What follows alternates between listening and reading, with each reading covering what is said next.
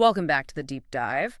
You've handed us sources covering, well, a truly relentless day, October 8th, 2025. This wasn't just news, it felt more like a collision event. It really was. Yeah. And our mission today, it's a kind of precise extraction exercise. Yeah. We need to cut through just immense static geopolitical stress, this escalating domestic gridlock, and frankly, some very contradictory market signals. Yeah. We're here to find the vital knowledge, the things you absolutely need to grasp about how the world shifted today. We spent hours going through everything, and three big themes immediately jumped out as dominating this pretty chaotic day.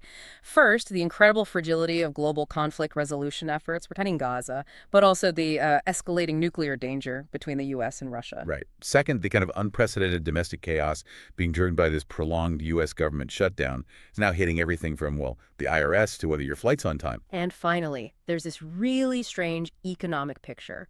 Market caution, confirmed by the Fed, but then punctuated by an absolutely unprecedented surge in safe haven assets. Gold, silver, just soaring. And all this against a backdrop of a major, maybe hopeful scientific breakthrough. It's a day defined by simultaneous breakdown and innovation. It's quite something. It really is. Let's dive in. Maybe start with those flashpoints overseas. Okay, so we begin in the Middle East. There was this sudden, maybe fragile surge of optimism. President Trump announced an agreement, in principle at least, between Israel and Hamas. It was on the first phase of a U.S.-backed ceasefire plan. Yeah, and what's encouraging, on paper anyway, are the components of that phase one. It included a defined pause in the fighting, the synchronized release of hostages and prisoners, and an Israeli pullback to some agreed lines. The talks were happening intensely in Cairo. You had mediators like Egypt, Qatar, and the U.S. involved. They even sent U.S. envoys Steve Witkoff and Jared Kushner to join in. Okay, but here's the thing that struck me. If Hamas is immediately asking for guarantees, the war won't just restart. Doesn't that kind of undermine the whole phase one announcement itself? I mean, how real is this if the main players don't trust the outcome? That's a really critical point. That lack of trust makes the whole foundation incredibly weak. And, the volatility on the ground just completely contradicts any optimism from the negotiating room. Right. Despite the diplomatic announcement, the violence didn't stop. Israeli forces killed at least 8 Palestinians in Gaza within those same 24 hours. And alongside that, we saw these key provocations that seemed designed to sabotage any progress, right? Like the far-right Israeli National Security Minister, Itamar Ben-Gvir, making a highly controversial visit to the Al-Aqsa Mosque compound. Exactly. That location is always a flashpoint, one of the most dangerous. Visiting it just inflames tensions immediately. It feels almost purposeful sometimes. And we can't forget the humanitarian side either. Aid restrictions were still firmly in place. Israeli naval forces intercepted another flotilla trying to bring aid to Gaza. They rerouted the vessels, detained activists. So diplomatic words on one side, harsh reality on the other. It demonstrates this profound chasm, between the statements and what's actually happening. And speaking of diplomatic breakdowns, we need to look beyond Gaza. Because today, the whole structure of nuclear security between the U.S. and Russia took, a significant hit. It feels like a different kind of danger, maybe even more existential. It definitely raises huge questions about the long-term security framework. Russia formally moved to withdraw entirely from the Plutonium Management and Disposition Agreement, the PMDA. Right. And this isn't just, paperwork. This agreement committed both sides to eliminate 34 metric tons of weapons-grade plutonium. 34 metric tons. Let's just pause on that.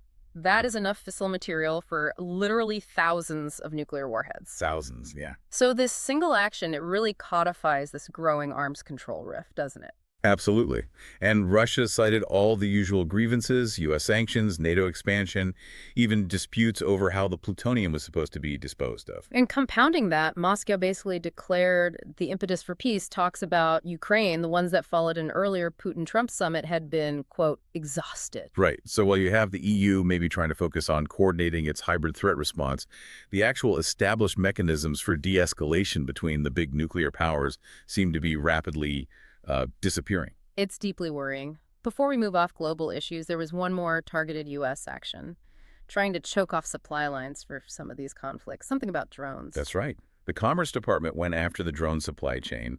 They added 15 China-based companies to the entity list. Okay, the entity list, it's essentially a U.S. blacklist, right? Stops them buying American tech. Exactly. It prevents those companies from buying critical American electronic components. And they were blacklisted specifically because they were found to be facilitating the purchase of U.S. parts that then end up in drones used by Iranian-aligned groups, specifically Hamas and Yemen's Houthis in this case. So applying pressure not just on the groups using the drones, but their tech suppliers. It's an attempt to hit the enablers, yeah. Okay, let's cross back over to the United States now, where the political turmoil is, well, it's hitting daily life harder than ever, it seems. This federal government shutdown is weeks old now. And a Democratic bill to reopen the government, it faltered in the Senate today. This isn't abstract D.C. gridlock anymore, is it? No, absolutely not. It's actively crippling essential infrastructure. I mean, look at the IRS. They furloughed over 34,000 employees. That's nearly half its workforce. Oh. And what that really means for you, the listener, is that the government's customer service for taxes, getting help, asking complex questions, it's essentially just suspended. That's the real operational cost of this shutdown hitting home. That's the bureaucracy cost, yeah. But the one hitting millions maybe more directly is this air travel chaos. The funding impasse is making FAA staffing shortages worse, apparently, leading to widespread flight delays. We saw major airlines issuing very public warnings today. That's the ultimate pain point, isn't it? When government gridlock starts messing with your ability to actually fly somewhere, it stops being this abstract political theater. Right. It starts affecting the one thing everyone relies on.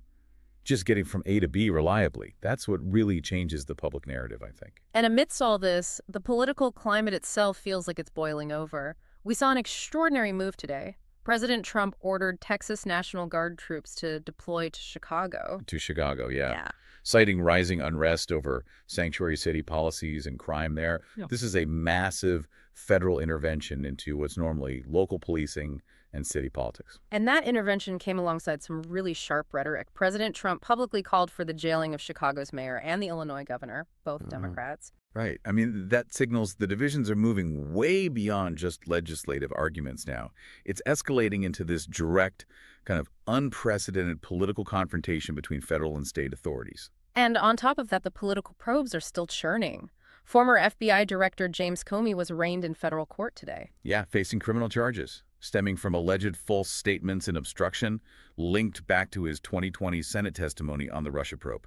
That definitely reignites some old, very explosive political fires, doesn't it? Keeps the focus squarely on accountability in these past controversies. It does. And this whole high-profile legal saga, it continues to raise these really serious questions about the relationship between, the executive branch and supposedly independent investigative agencies. Shifting slightly, but still under that political umbrella, there was also news about a massive potential policy shift, something involving student debt. Yes, and this could impact millions of borrowers. The Trump administration is apparently assessing plans to privatize the huge portfolio of outstanding federal student loan debt. We're talking $1.6 trillion. $1.6 trillion. Wow. Privatize it. What does that actually mean? Well, essentially, they're looking at handing over the government's role, which includes things like income-driven repayment plans, certain protections, handing that over to private entities driven purely by profit. Okay. Critics are, quite rightly, I think, warning this could lead to much higher costs, maybe more predatory practices for borrowers who currently rely on the safety net, such as it is within the federal loan programs. It's a really fundamental potential change to the debt landscape. Okay, let's turn to the financial world now. It's trying to process all this uncertainty, right? Global conflict, domestic chaos, intense political friction. The Federal Reserve released the minutes from its September meeting today. What did they tell us? Well, the minutes confirmed what they knew. They cut the rate by a quarter point down to that 4.25% target range. Yeah. That was the first cut of 2025. What's fascinating, though, is the internal debate revealed in those minutes.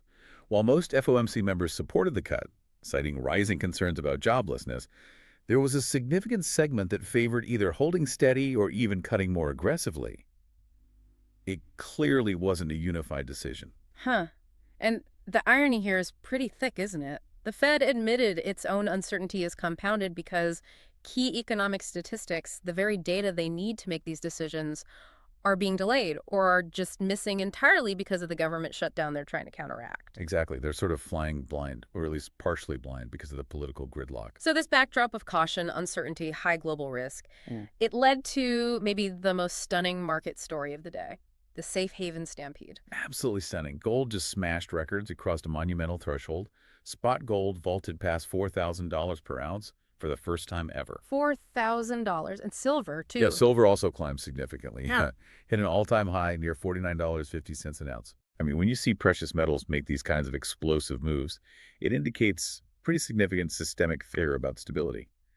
Traders cited the classic drivers, geopolitical risks, the domestic gridlock here with the shutdown, and expectations for more Fed easing down the road. The money's running scared, basically. Okay, but here's the critical contradiction, the thing we really need to unpack. Wall Street indexes still closed higher today. The S&P 500 was up 0.6%, and the tech-heavy NASDAQ rallied 1.1%, mostly driven by those big tech names. Yeah. So you have this intense fear driving gold to the moon, but apparently confidence driving tech stocks up at the same time. How do we square that circle? It's the key question of the day, really. And we should definitely come back to the meaning of that contradiction in the outro. It defines a day's mood. But for now, let's maybe pivot quickly to a moment of, well, pure progress, something non-financial, the Nobel Prize in Chemistry. Okay, yes. A moment of sanity and scientific advancement. Let's hear it. Susumu Kitagawa, Richard Robson, and Omar M. Yagi were honored for developing metal organic frameworks, MOFs. MOFs. Yeah, they are a phenomenal scientific breakthrough. They're these crystalline materials. They often look just like simple powders, but the key is their structure. They have these enormous internal surface areas and highly tunable pores. Tunable pores, meaning you can design them for specific tasks. Exactly. You can design them to capture or separate specific molecules with incredible efficiency. And there was that analogy that really sticks in your mind.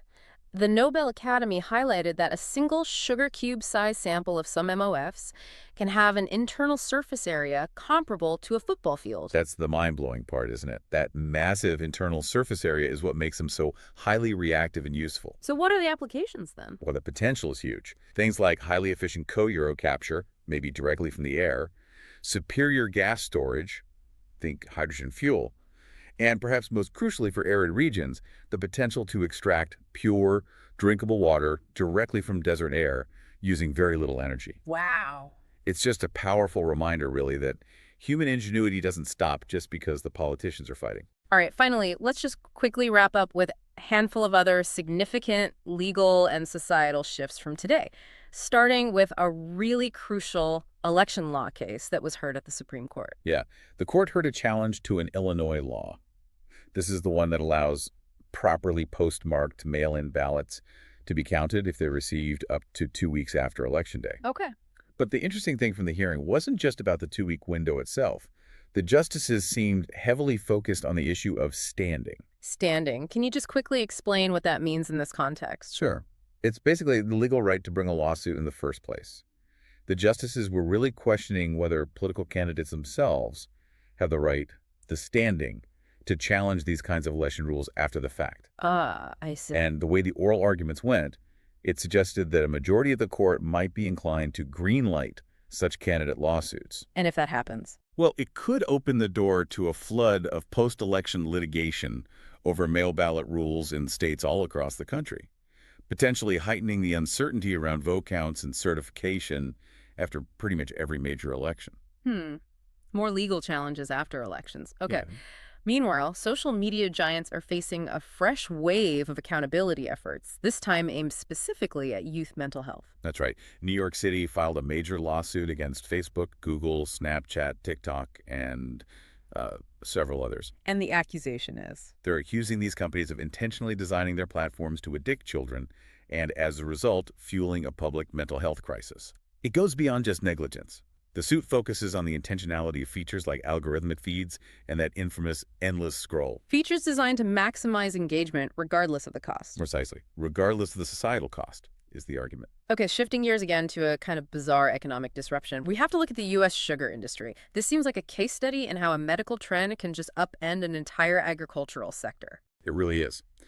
The U.S. sugar beet industry, specifically, is facing an unprecedented crisis. Demand has just plummeted. And the causes? Primarily, it's the explosive popularity of these new weight loss drugs, like Ozempic and similar ones, combined with just a general rise in metabolic health awareness. People are consuming less sugar. Right. And it's hitting really hard.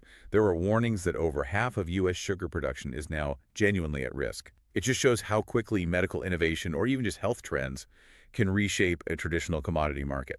Fascinating. Okay, just a few quick hits before we close out. Globally, tragically, a 6-story building in central Madrid suddenly collapsed today, killing at least 4 people. Terrible. And in Mexico, the drought there intensified, threatening critical harvests, corn, beans, avocados. Yeah, ongoing climate pressures there. And then domestically, back in the U.S., authorities announced charges against a 29-year-old, Jonathan Rinnekenek, for allegedly igniting the initial blaze that later reflared into that deadly Palisades Inferno in L.A. Finally some accountability perhaps on that front. #outro. What a monumental day. It really feels defined by this collision, doesn't it? Between destabilization on one hand and this sort of targeted progress on the other. We saw immense global destabilization, the collapse of arms control, ongoing conflicts paired with this domestic gridlock that's crippling essential infrastructure. Exactly. But simultaneously, as you say, we saw these pockets of targeted human progress. That Nobel-winning breakthrough in MOFs is genuinely exciting. We didn't even mention it, but sources noted record growth in renewable energy deployment recently, and even those highly, highly fragile peace talks starting in Gaza. Yeah. It was a day where the world felt like it was both contracting under immense pressure and somehow expanding through innovation at the very same time. So let's end where that economic story left us with that massive contradiction. We saw gold, right? The ultimate safe haven hedge against systemic collapse, hitting a record $4,000 an ounce. Really? And at the very same moment, the stock market, particularly the tech-heavy NASDAQ, rallied strongly. So what does this simultaneous safe haven rush and tech rally really tell you about how the informed world, how investors view risk right now? It suggests this intense focus on 2 almost mutually exclusive long-term outcomes, doesn't it? Explain that. Well, either the political and governmental system is perceived as being so structurally fragile that you must hoard physical assets like gold, or technological progress, particularly in certain sectors, is seen as being so fast and powerful that specific tech bets will somehow escape any broader macro-political downturn. Betting on collapse or betting on tech to transcend the chaos. Kind of. And how did the Fed's cautious minutes, underscoring all that shutdown uncertainty, how does that factor into this inherently contradictory long-term view? Are investors ultimately betting on the failure of governance or the triumph of technology? That is the question to carry forward from today's sources. Absolutely. Okay, until next time, keep digging into the sources. We'll be right here with you.